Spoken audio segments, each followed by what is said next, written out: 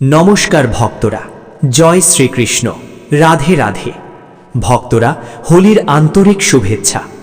মহাদেব নিজেই তার সবচেয়ে প্রিয় ভক্ত লঙ্কার রাজা রাবণকে জীবিত অবস্থায় এই কথা বলেছিলেন, যদি সাহস থাকে তাহলে ৪ঠা মার্চ প্রতিপদ তিথিতে হোলির দিন কাউকে না বলে চুপচাপ এই পবিত্র গাছটি স্পর্শ করুন, এই মন্ত্রটি জপ করুন এবং চলে যান।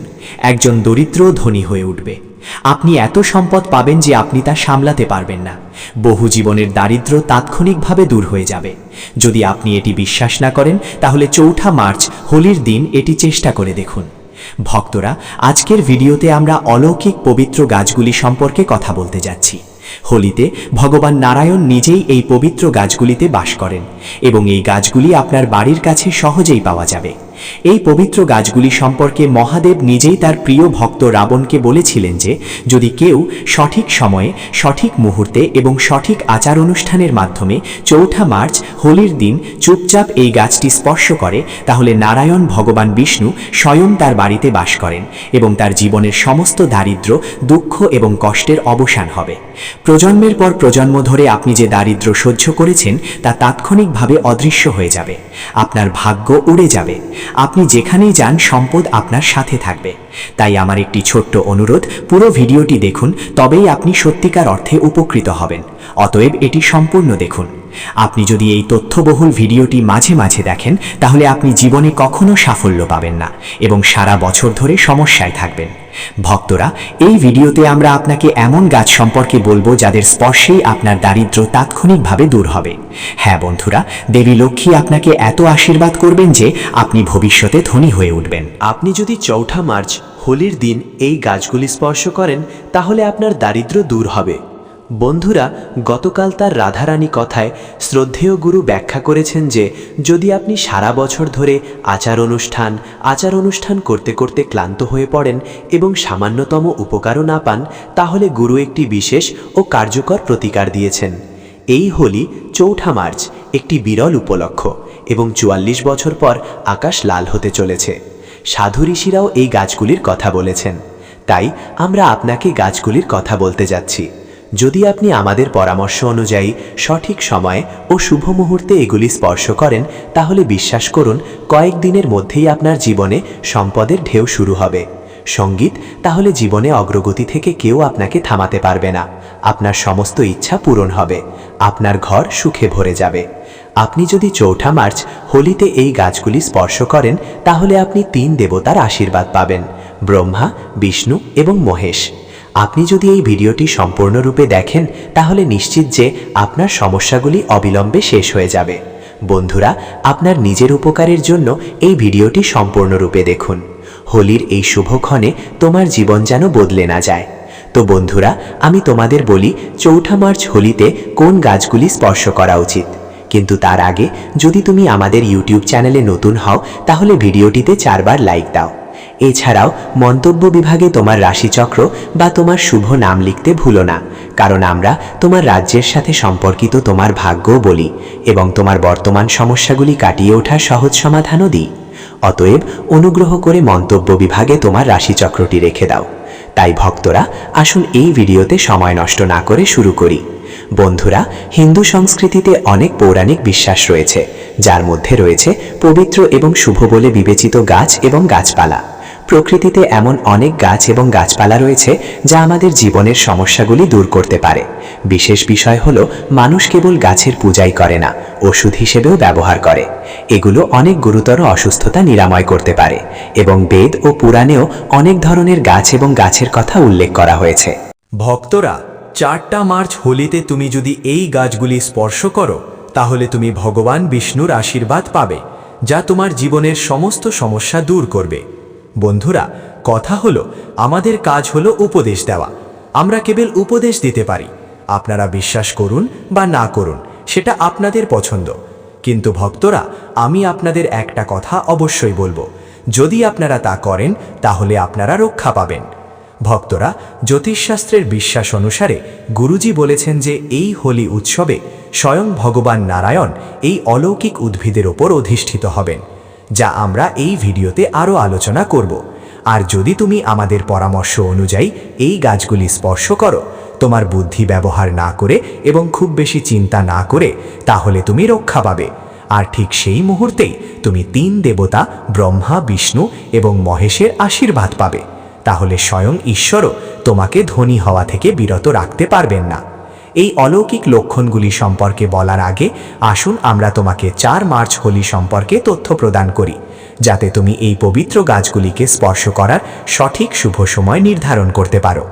আসুন হোলির সঠিক তারিখ, শুভ সময় এবং শুভ সময়কাল সম্পর্কে জেনে নিই। ক্যালেন্ডার অনুসারে এই বছরের হোলি উৎসব 4 মার্চ 2026 বুধবার পালিত হবে। হোলিকা দহন 3 মার্চ 2026 মঙ্গলবার রাতে অনুষ্ঠিত হবে।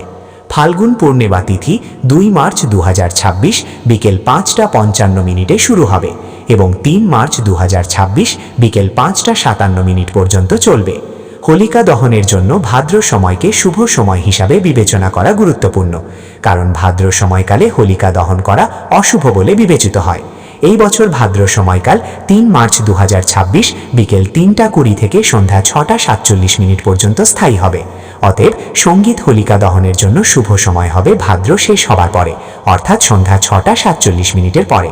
তবে ভারত সঙ্গীতে এই গ্রহণ দৃশ্যমান হবে না, অতএব এখানে সূতক সময় বৈধ হবে না এবং আপনি কোনো চিন্তা ছাড়াই হোলিকা উপভোগ করতে পারেন। পূর্ণিমার তিথিতে স্নান, দান এবং ভগবান সত্যনারায়ণের পূজা বিশেষ তাৎপর্যপূর্ণ। যারা উপবাস করেন তারা 3 মার্চ চাঁদের কাছে প্রার্থনা করবেন এবং তারপর পরের দিন স্নান এবং দান করবেন। ভক্তরা, যদি আপনি 4 মার্চ হোলির গাছ এবং গাছপালা স্পর্শ করতে চান, তাহলে আপনি যে কোনো সময় তা করতে পারেন, এতে কোনো সমস্যা নেই। এখন আর সময় নষ্ট না করে আসুন আমরা আপনাকে বলি কোন গাছ এবং গাছপালা স্পর্শ করা উচিত। বন্ধুরা, আমাদের হিন্দু ধর্মে দেবী মাতা রানীকে বিভিন্ন রূপে বর্ণনা করা হয়েছে, যেগুলিতে গাছগুলিকেও মাতৃদেবীর রূপ হিসাবে বিবেচনা করা হয়। তাই আজ আমি আপনাকে এমন গাছ সম্পর্কে বলবো যেগুলি 4 মার্চ হোলিতে স্পর্শ করা অত্যন্ত শুভ বলে মনে করা হয়। হোলিতে কেবল তাদের স্পর্শ করলে শত্রু, ঋণ এবং দারিদ্র্যের সমস্ত অশুভতা দূর হয়। হোলিকে ভগবান নারায়ণকে সন্তুষ্ট করার জন্য সবচেয়ে শুভ দিন হিসাবে বিবেচনা করা হয়। হোলির পবিত্র উৎসবের সময় কিছু গাছকে দেববৃক্ষ বলা হয়। এগুলি দেবীর প্রকাশ, মা কালীর প্রতিনিধিত্ব করে। আমাদের ধর্মে আমরা গাছকে দেবতা হিসাবে পূজা করি এবং আমাদের তা করতেই হবে। বিজ্ঞান আরও বলে যে গাছ মানুষকে বিনামূল্যে অক্সিজেন সরবরাহ করে, আমাদের কার্বন ডাই অক্সাইড এবং সকল ধরনের নেতিবাচক শক্তি শোষণ করে, আমাদের সতেজ করে। 4 মার্চ হোলির সময় আমাদের ধর্মীয় শাস্ত্রে কিছু গাছ এবং উদ্ভিদের কথা উল্লেখ করা হয়েছে, যাদের স্পর্শই একজন ব্যক্তির বন্ধ ভাগ্য খুলে দেয় এবং তাদের সৌভাগ্য বৃদ্ধি করে। আমাদের শাস্ত্রে গাছ এবং উদ্ভিদকে অত্যন্ত উপকারী বলে মনে করা হয়, কারণ এগুলি দেবতাদের দ্বারা বাস করে বলে বিশ্বাস করা হয়। অনেক রোগের নিরাময় তাদের মধ্যেই নিহিত। গাছ এবং গাছের মধ্যে অনেক ভেষজ পাওয়া যায় এবং ভগবান শ্রীকৃষ্ণ নিজেই গীতায় বলেছিলেন যে গাছগুলির মধ্যে আমি পিপল গাছ। পিপল গাছকে গাছের রাজা বলা হয়, কারণ পিপল গাছের আয়ু সবচেয়ে বেশি, এটি সবচেয়ে বিস্তৃত। পিপল গাছ সর্বশক্তিমান এবং পূজায় অপরিসীম তাৎপর্য বহন করে। তাই আজ আমি আপনাকে 4 মার্চ হোলিতে স্পর্শ করা গাছ সম্পর্কে বলবো। দয়া করে মন্তব্যে হর হর মহাদেব লিখুন, কারণ যখন ভগবান শিবের নাম লেখা হয় বা উচ্চারিত হয় তখন ভগবান শিব সেই ব্যক্তির উপর দ্রুত প্রসন্ন হন। বন্ধুরা, আমাদের ধর্মীয় শাস্ত্রে এমন অনেক গাছ আছে যেগুলিকে উপকারী এবং শুভ বলে মনে করা হয়। এই গাছগুলি কেবল পরিবেশের জন্যই নয়, আমাদের জীবনের জন্য গুরুত্বপূর্ণ। বিশেষ করে যদি আপনি এই গাছগুলোকে স্পর্শ করেন, তাহলে আপনার সমস্ত কষ্ট, দুঃখ এবং ঝামেলা দূর হয়ে যায়। 4 মার্চ হোলিতে এই গাছগুলোর প্রভাব বহুগুণ বেড়ে যায়। এই দিনে শক্তি পৃথিবীতে অবতরণ করে, সবকিছুতে জীবন এবং চেতনা সঞ্চার করে। যখন এই শক্তি সমগ্র বিশ্বে ছড়িয়ে পড়ে, তখন সমস্ত উদ্ভিদ, প্রাণী এবং চলমান এবং স্থাবর বস্তু এই শক্তিতে আচ্ছন্ন হয়ে যায়।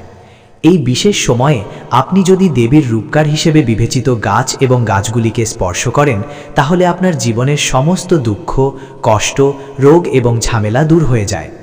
বিশেষ করে কালসর্প দোষ, মঙ্গল দোষ, নর দোষ এবং রাহু দোষের মতো সমস্যাগুলি তাৎক্ষণিকভাবে তাদের প্রভাব ফেলে এবং সম্পূর্ণরূপে দূর হয়ে যায়। ভক্তরা, আজ আমি আপনাদের 4টি বা 5টি পবিত্র গাছের কথা বলতে যাচ্ছি, যেগুলিকে আমাদের শাস্ত্রে অত্যন্ত গুরুত্বপূর্ণ বলে মনে করা হয়। এই 4টি গাছ আপনার জীবনে সুখ, সমৃদ্ধি এবং মঙ্গল আনতে অত্যন্ত কার্যকর। অতএব এই ভিডিওটি মনোযোগ সহকারে দেখুন, কারণ যদি আপনি এটি অর্ধেক করে ফেলেন তাহলে পরে আপনার অনুশোচনা হতে পারে। 4 মার্চ হোলি এমন একটি উৎসব যখন আপনাকে দীর্ঘ অনুষ্ঠান করতে হবে না। হোলিতে এই বিশেষ গাছগুলিকে সঠিকভাবে স্পর্শ করে তাদের আশীর্বাদ প্রার্থনা করলেই আপনার সমস্ত সমস্যা এবং দারিদ্র্য দূর হতে পারে। এই গাছগুলি এত শক্তিশালী যে আপনি নিজের চোখে এর প্রভাব দেখতে পাবেন। আর বিশেষ বিষয় হলো, এই সব পবিত্র গাছ আপনার আশেপাশে সহজেই পাওয়া যায়, তাই আপনি এগুলো আপনার বাড়ির কাছেই খুঁজে পেতে পারেন। এখন ভিডিওটি শুরু করার আগে যদি আপনি এখনও হর হর মহাদেব না লিখে থাকেন তাহলে কমেন্ট সেকশনে লিখুন। আপনি যখন আমাদের ভিডিওতে মন্তব্য করেন এবং লাইক করেন তখন আমরা কৃতজ্ঞ। এটি আমাদের মনোবল বৃদ্ধি করে এবং আপনাকে আরও মূল্যবান তথ্য আনতে অনুপ্রাণিত করে। তাই আসুন 4 মার্চ হোলিতে আমাদের স্পর্শ করা উচিত এমন 3টি গাছ নিয়ে আলোচনা করি। এই গাছগুলি কেবল আপনার জীবনকে সুখী করে না, বরং দারিদ্র্য ও যন্ত্রণাও দূর করে। অতএব আমি আপনাদের সকলকে 4 মার্চ হোলিতে এই পবিত্র গাছগুলির পূজা এবং স্পর্শ করার জন্য উৎসাহিত করছি, কারণ এই দিনে এই গাছগুলির পূজা করলে আপনার অসংখ্য উপকার হতে পারে।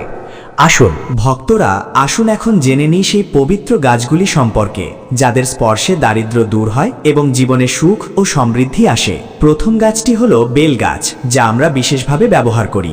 মহাশিবরাত্রিতে বেল গাছকে সবচেয়ে গুরুত্বপূর্ণ বলে মনে করা হয়। ভগবান শিব বেলপাতা অত্যন্ত পছন্দ করেন এবং শিবলিঙ্গে বেলপাতা নিবেদন করলে বিশেষ আশীর্বাদ পাওয়া যায়। শিবের পূজার জন্য বেলগাছ অত্যন্ত পবিত্র বলে বিবেচিত হয়। শিবের পূজায় বেলপাতা বিশেষভাবে ব্যবহৃত হয়। দেবী পার্বতীর ঘাম থেকে বেলগাছ উৎপন্ন হয়েছে এবং স্কন্দ পুরাণ অনুসারে এই গাছকে দেবীদের একটি রূপ হিসাবে বিবেচনা করা হয়, যা নবদুর্গা দেবীদের প্রতিনিধিত্ব করে। স্কন্দ পুরাণে বলা হয়েছে যে বেলগাছের শিকড়ে গির্জা, কাণ্ডে মহেশ্বরী, শাখায় দক্ষিণা ও জনম, দেবী পার্বতী, ফল কাত্যায়নী, ফুল গৌরী এবং এই গাছের সমগ্র দেহে দেবী লক্ষ্মী বাস করেন। দেবী পার্বতীর ঘাম থেকে উৎপন্ন হওয়ার কারণে এই গাছটিকে অনেক দেবদেবীর রূপ হিসেবে বিবেচনা করা হয়। তাই এই গাছটির ধর্মীয় তাৎপর্য অপরিসীম। সন্ধ্যায় শিব মন্দির বা নবদুর্গা মন্দিরের কাছে বেলগাছের নিচে ঘি প্রদীপ জ্বালালে সমৃদ্ধি, পুণ্য এবং বীরত্ব আসে।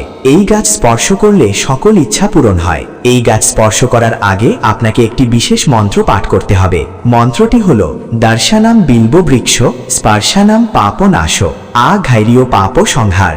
বিল্ব গাছের অর্থ হল বিল্ব গাছকে দেখার এবং স্পর্শ করার মাধ্যমে সমস্ত পাপ দূর হয় এবং ভগবান শিবকে নিবেদিত একটি বিল্ব পাতা ভয়ানক পাপ ধ্বংস করে। তাই 4 মার্চ হোলিতে এই বিল্ব গাছটিকে স্পর্শ করুন, আপনার ইচ্ছা প্রকাশ করুন এবং তারপর চুপচাপ ফিরে আসুন।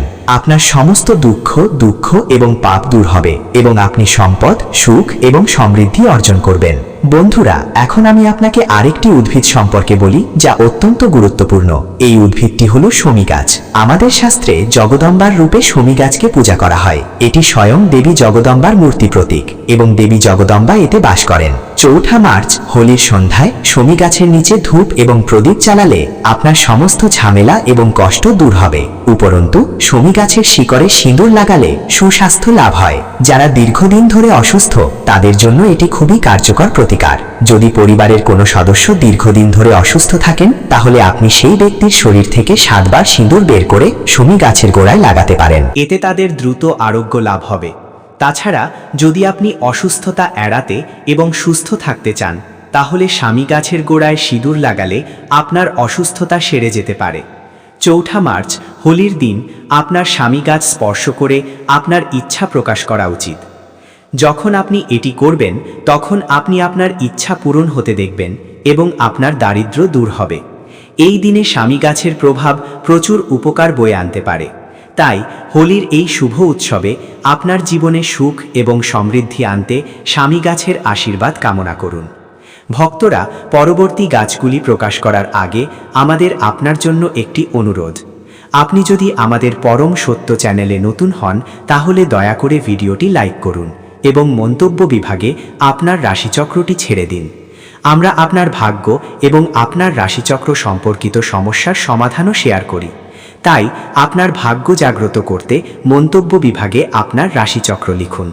ভক্তবৃন্দ, হোলিতে আপনার পরবর্তী যে গাছটি স্পর্শ করা উচিত তা হল পিপল গাছ।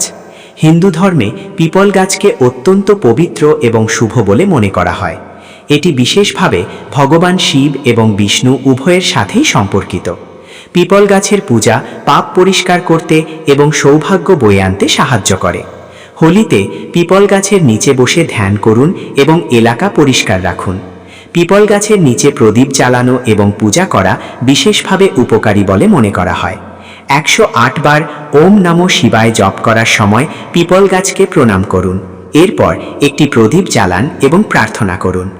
মনে রাখবেন, রাতে পিপল গাছের নিচে কখনোই ঘুমানো উচিত নয়, কারণ এটি পবিত্র বলে বিবেচিত হয়। বন্ধুরা, এখন আমরা পরবর্তী গাছ সম্পর্কে কথা বলবো।